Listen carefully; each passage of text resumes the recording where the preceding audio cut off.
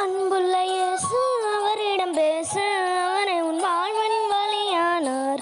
அன்புள்ள இயேசு அவரிடம் பேசு, அவரே உன் வாழ்வின் வழியானார். நீ பேசிடுவாய் பேசிடுவாய் உள்ள முதல்